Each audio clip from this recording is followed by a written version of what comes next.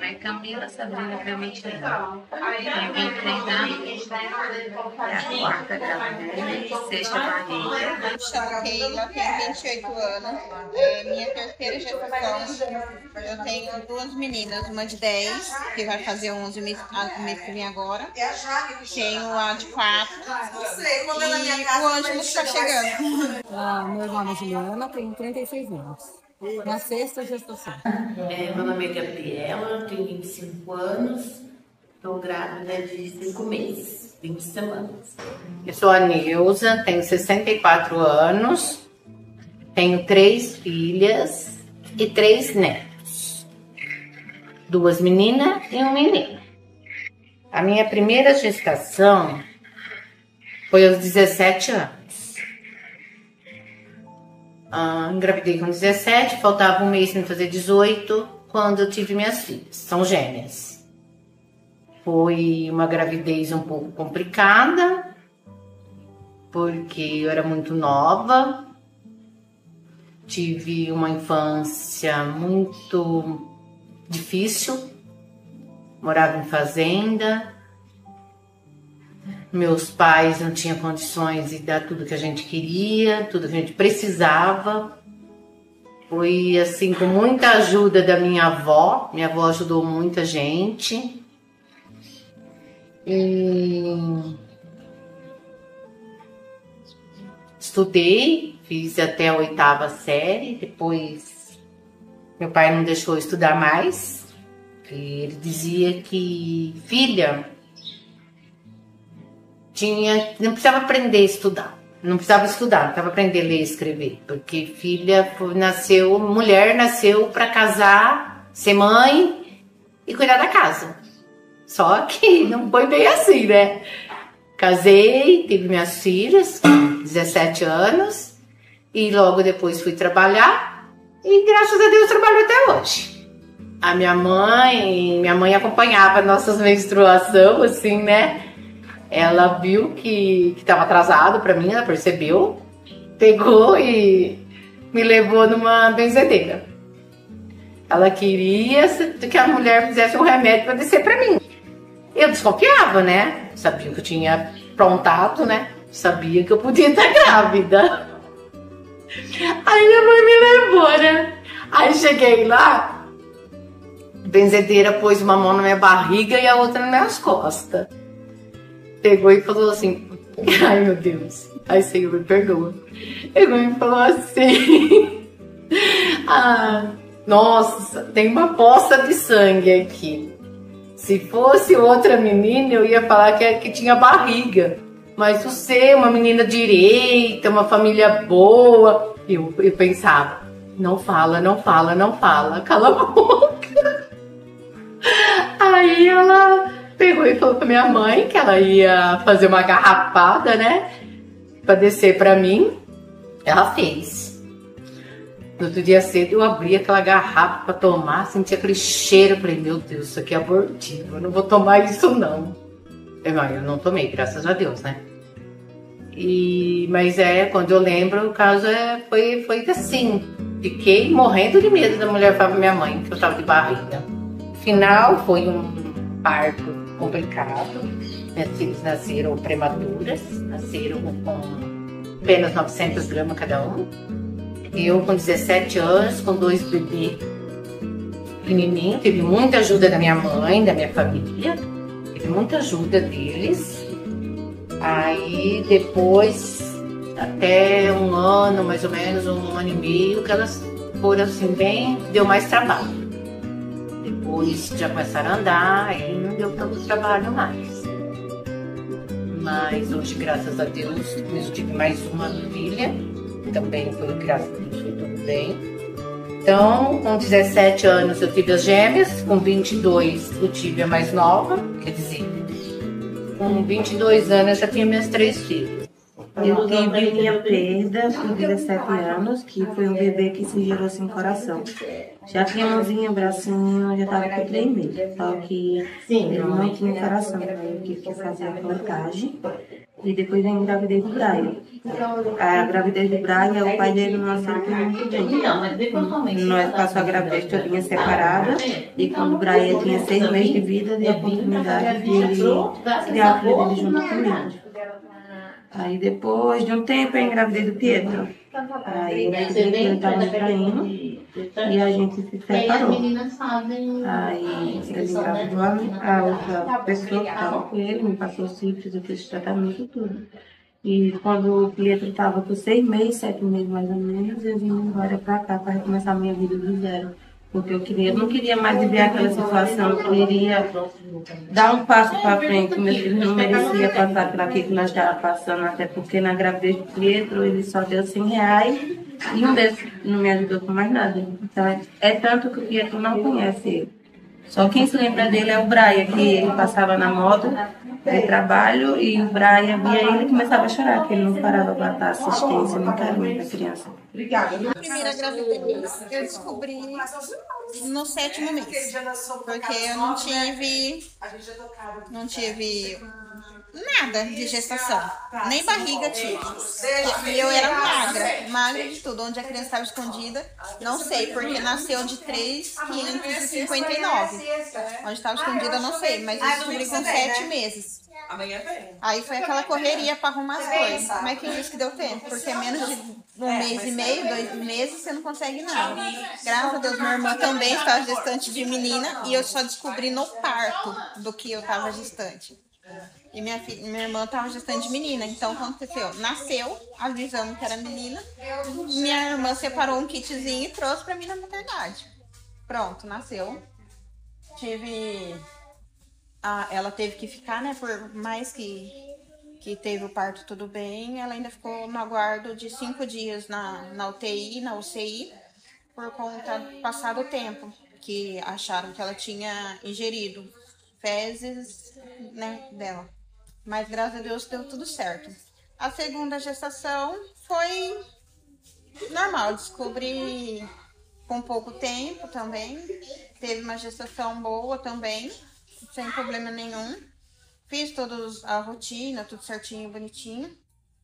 Tive ela sem complicação nenhuma, graças a Deus também. E essa aparentemente também tá tudo ótimo. Comecei a passar muito mal no começo. Tive um aborto. E depois, logo em seguida, acabei engravidando de novo, né? Minha mãe, se eu saía, ela saía na cola. Se eu ia no mercado, eu ia no mercado com aquele mototáxi e voltava com aquele mototáxi. Eu ia naquele carro e voltava naquele carro. Se eu saía para ir na casa de um amigo, quando eu sentava, eu olhava para trás, minha mãe dizia, para casa, menina, que já deu a hora. Então, minha mãe nunca conversou, sempre foi trancada dentro de casa. Quando minha mãe descobriu que eu dei meu primeiro beijo, eu passei 14 dias trancada dentro de casa, comendo só fruta. Comia comida de noite, comida de panela, porque meu irmão mandava minha mãe fazer para mim. Mas café, almoço e lanche era só fruta.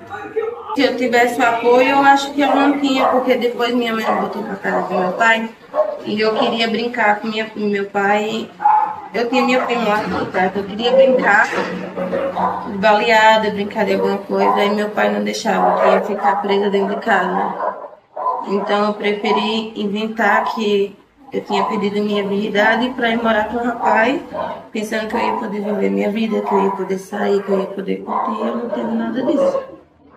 Meu pai é falecido, a minha mãe não foi criada por ela, que, como eu disse, ela me deixou aos cuidados da minha avó e do meu pai. Eu estava com 9 meses e minha irmã com 1 ano. Então a gente foi criada pelo meu pai e pela minha avó.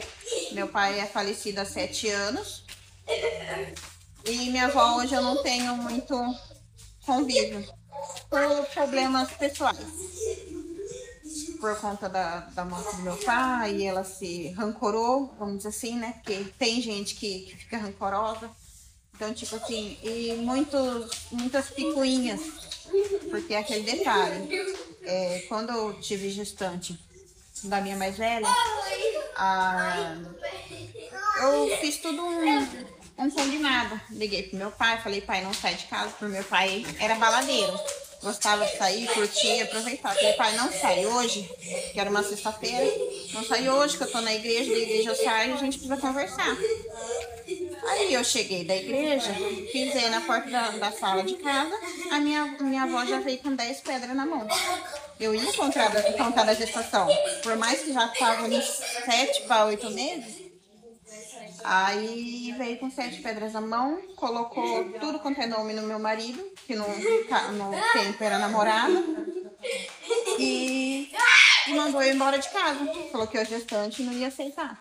Pois meu marido olhou pra mim e falou assim, não, então, você que sabe, a gente vai continuar a relação, eu vou cumprir com o meu papel de pai,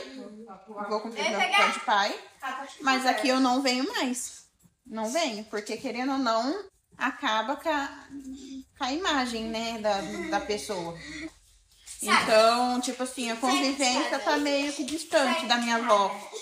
Meu pai já não tem mais como, e minha mãe não tem um vínculo daquele, nossa, minha mãe. Então, tipo assim, a gente conversa, tem um contato, mas não é aquela de parceira, de todo lado. Nossa, tenho a necessidade de ir na minha mãe todo final de semana. Não vejo. Meu pai morreu cedo, né? Então não tive convivência. Quando meu pai morreu, eu tinha 8 anos. E a minha mãe eu não fui criada. Não.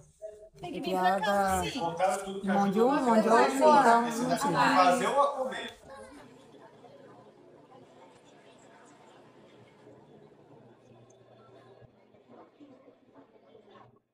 A gente faz em casa também, aqui só não dá conta.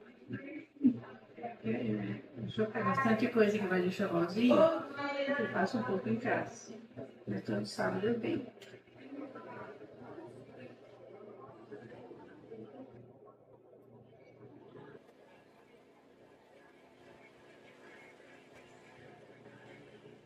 E como você descobriu o projeto?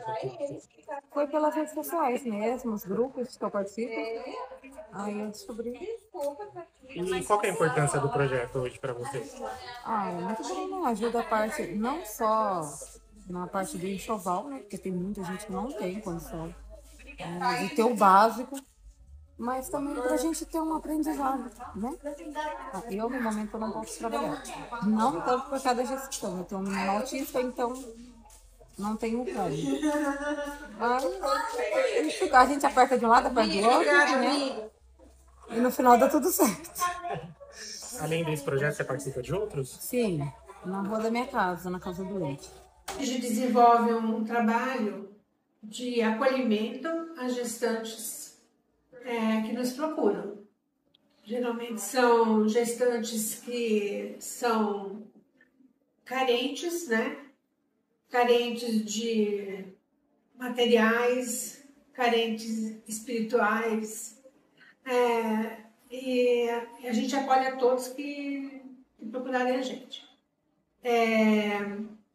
Me perguntaram uma vez se a gente só acolhe as gestantes em vulnerabilidade, mas não. Já tivemos gestantes que não eram vulneráveis, mas que queriam aprender. Por quê?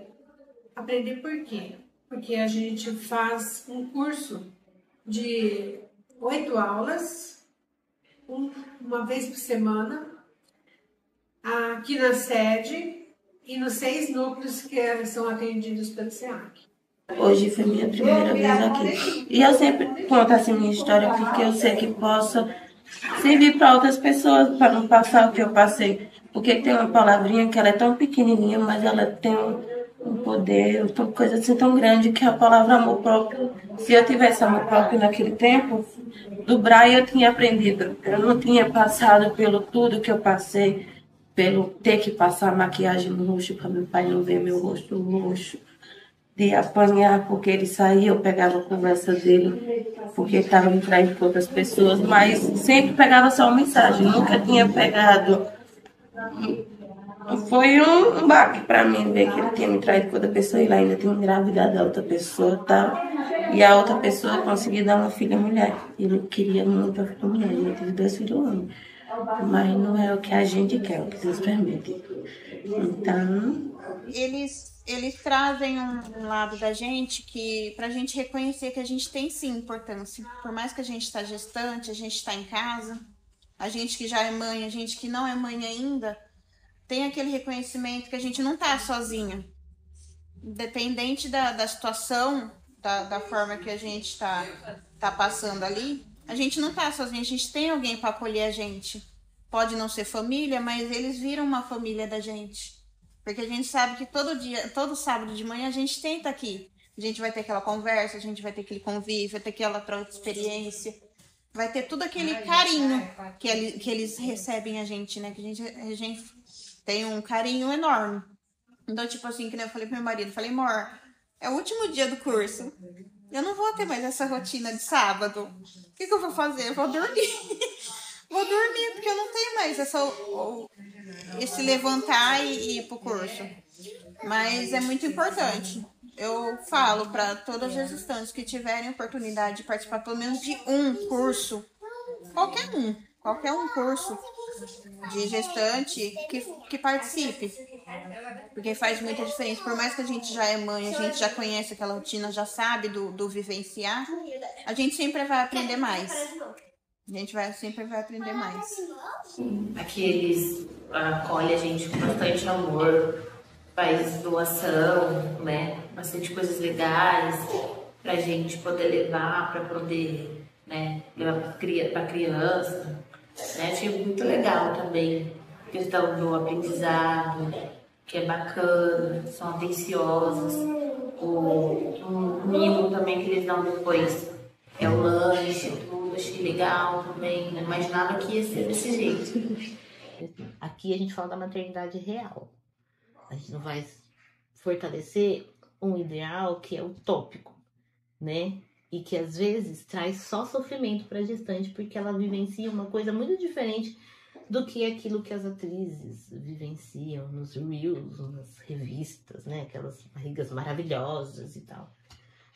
Né? A realidade da maternidade é totalmente diferente, né? E entender também o que é a maternidade, né? Que é a capacidade reprodutiva feminina, e a maternagem, que é a produção do cuidado, e que não necessariamente é algo que pode ser exercido somente por uma mulher, né?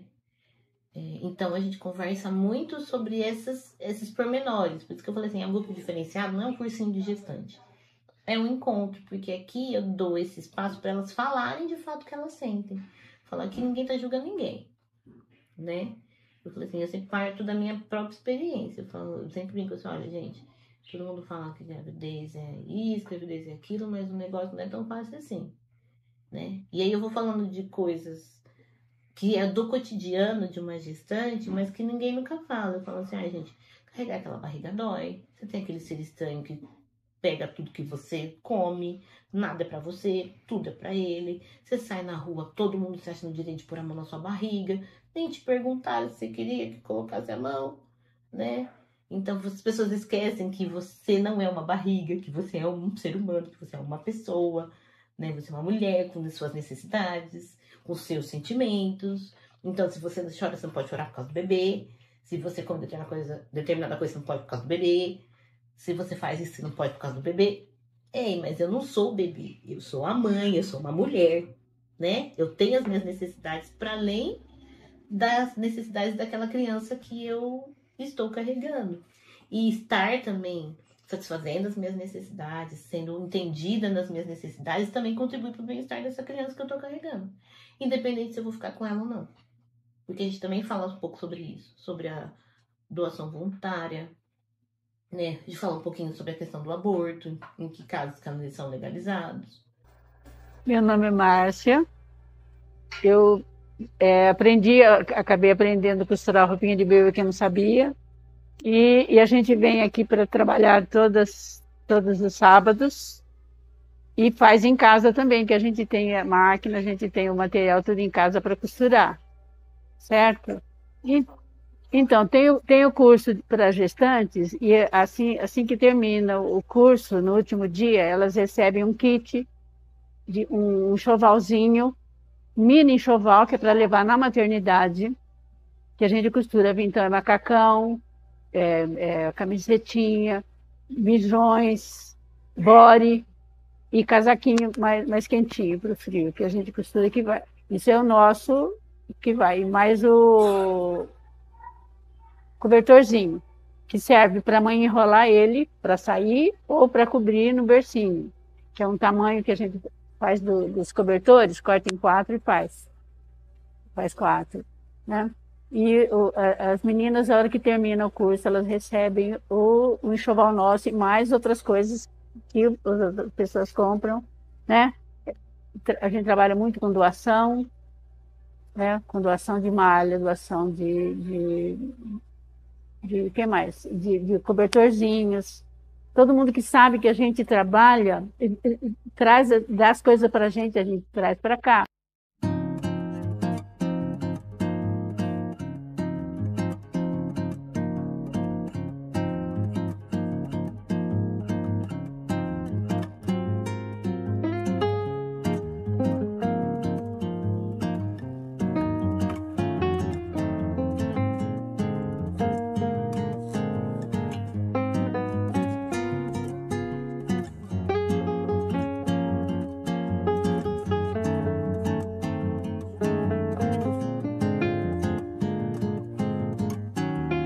E a gente ganha muita coisa usada, que é lavada, passada. Aqui, isso aqui, entra uma de cada vez. Esse projeto era de uma irmã minha que faleceu em 2018. Ela era a coordenadora, tudo, ela que montava tudo.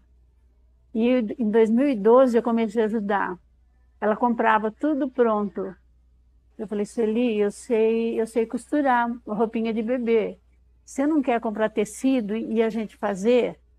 Isso em 2012. Aí eu comprei 1 metro de roupa, de tecido, de malha, a gente trabalha com malha de algodão, por algodão.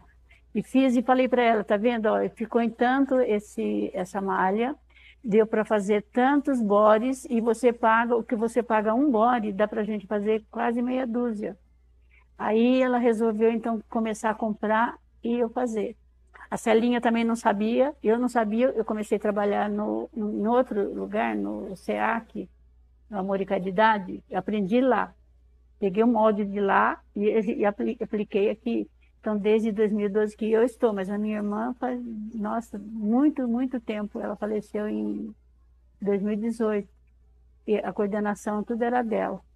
E a gente, assim que ela foi embora, a gente falou, a gente não pode parar. Adolescente, que ela possa estudar, querer trabalhar, fazer um curso, ter um dinheirinho guardado para quando ela imaginar engravidar, não passar pelo que eu passei lá atrás. E meu filho pedir um biscoito e eu não ter para dar. Isso é, uma mãe é muito difícil, dói muito no peito de uma mãe, porque imagina seu filho lá chorando pelo biscoito e você não ter para dar. Isso é muito humilhante, é uma dor que nós preferimos dormir com um copo d'água do que deixar faltar alguma coisa para eles. Então, antes de pensar em engravidar, junta o dinheiro, faz trabalho, não depende de homem. Não precisa, a mulher não precisa de homem para nada, ela pode trabalhar, ela pode fazer um curso, se ela não quer trabalhar, não quer trazer nada, ela pode fazer um curso de sobrancelha, pode trabalhar como manicure, tem muitas opções. Então nunca depender do homem, porque nós podemos fechar 10 a 10 com eles, mas nós não sabemos do dia da manhã. Nós não sabemos se aquela pessoa vai fechar 10 a 10 com a gente tá com aquela pessoa. Porque eu dava meu mundo, eu vendia minha roupa, eu vendia verdura. Fazia sempre a coisa certa para não deixar aquela pessoa, até para não sair no mundo do crime, se envolver com alguma coisa. Sempre eu estava ali apoiando e do nada um baque, a traição, me trocou por outro e pronto. E foi muito forte, assim, pro grupo como um todo, né? Porque ela trouxe a experiência dela, né? Então era uma mãe de 7 filhos, 4 acolhidos. E agora ela estava podendo trazer o sofrimento que foi passar por esses acolhimentos, né? Que não deixa de ser um processo de julgamento, né? Quando uma criança é acolhida, alguém está julgando a sua capacidade de cuidar ou não daquela criança. E ali, naquele momento, ela estava como um processo de reconstrução, né? De lidando agora com a maternidade de uma outra forma, né? Mais madura, né? Com uma certa estabilidade no relacionamento. Eu sempre brinco com elas, falei, vocês trazem esses bebês pra eu ver, pra passar minha vontade de ter outra criança. Falei que eu não quero ter outro filho. Então vocês vêm aqui, eu pego essa criança, dou um cheirinho, devolvo pra vocês e a vontade passa. E elas trazem mesmo, mandam fotos no WhatsApp quando o bebê nasce, sabe? É muito legal. Eu acho que a gestação não é o fim da vida, né? É uma nova vida que a gente gera. É uma nova vida que a gente gera. Então a gente não vai viver mais pela gente. A gente vai viver pelo grãozinho de gente que a gente vai criar. Mas eu falo, não é a morte. É uma bênção na vida da gente, é o ar da vida que a gente vai ter um pouco mais de viver. E buscar sempre melhor, porque a partir daí a inspiração é a gente que vai dar para quem a gente está cuidando. E não desiste, corre atrás, pode independente do que você está passando.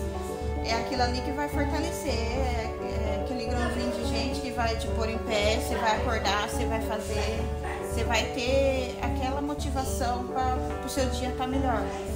Mas tem todos os problemas, mas vai ser maravilhoso, porque eu não me arrependo. Eu falo, ai, mas você teve gestação de 17 anos, mas não me arrependo, não me arrependo. Glória a Deus, hoje eu tenho 3 filhos, né, com o que eu tô gerando.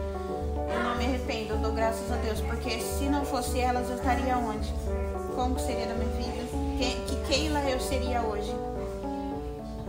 Pela minha mais velha, eu aprendi a ser mulher, aprendi a ser esposa, aprendi a ser dona de casa, aprendi tudo.